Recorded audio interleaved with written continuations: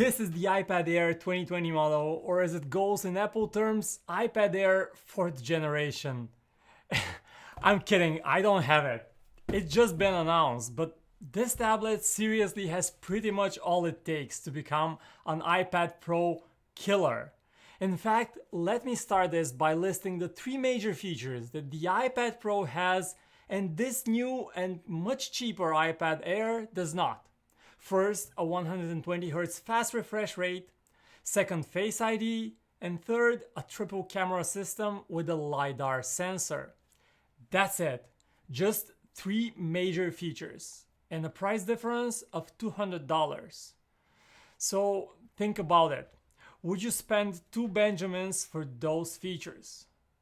For most people, myself included, the answer would be no. So let's take a closer look at this new iPad Air 4, aka the iPad Pro killer.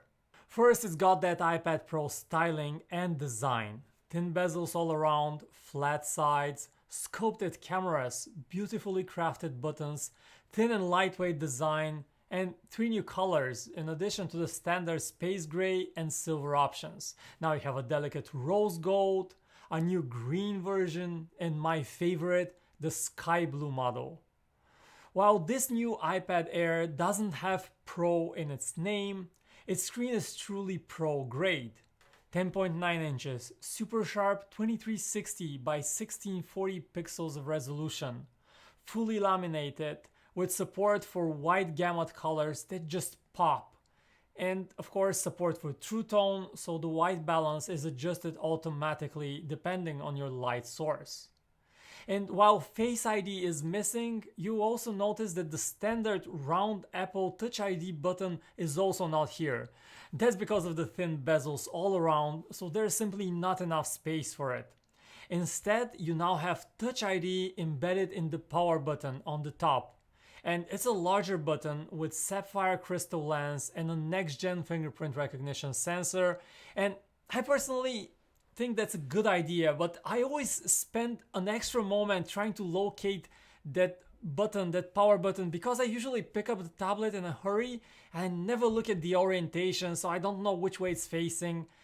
That's a small nuisance, but still something to keep in mind. Under the hood, you have a brand new chip, the Apple A14 Bionic, never before seen on any device so far. Will this be in the new iPhones? Probably. And the performance is just incredibly good. This is the world's first mobile chip built on 5nm technology, featuring 40% more transistors than the previous generation 7nm chips. And that might sound complex, but in fact it gives it a huge boost in power. It's the fastest in the industry in peak performance, and the GPU has gotten a big boost as well, so you can now get console-grade graphics, and all of this in a device that you hold in your hands. The other big news is USB-C that now comes to iPad Air. Finally! No more proprietary lightning cables, well, unless you use an iPhone, that is, but not on this iPad at least. USB-C gives you fast and easy connection to external devices like cameras, external drives, and external monitors up to 4K resolution. Super awesome. Now, if you buy an iPad, you probably don't care much about cameras. At least I don't. But Apple has kindly upgraded those as well, and you get the same 12 megapixel main camera here as on the iPad Pro, and an improved 7 megapixel front camera that is better able to record in low light. Just please don't use your tablet to record concerts. We don't have concerts these days. Anyway, the speakers here are also now iPad Pro-like. There is 4 of them, so you get a stereo effect not just when you hold the tablet in portrait mode, but in landscape orientation as well. And this iPad Air also works with the 2nd gen Apple Pencil that attaches magnetically to the sides of the tablet with a satisfying snap.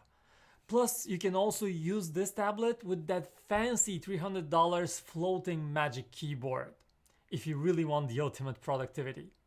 So yes, unless you really care about augmented reality, LiDAR sensors, or really need that 120Hz fast refresh rate screen, you don't need an iPad Pro anymore.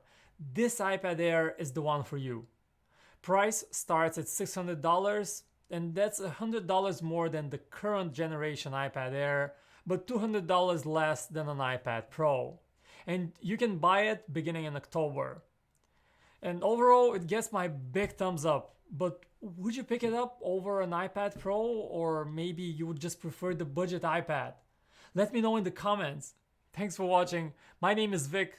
Thumbs up, subscribe to the channel if you got a nice feeling watching this, and I'll see you in the next one.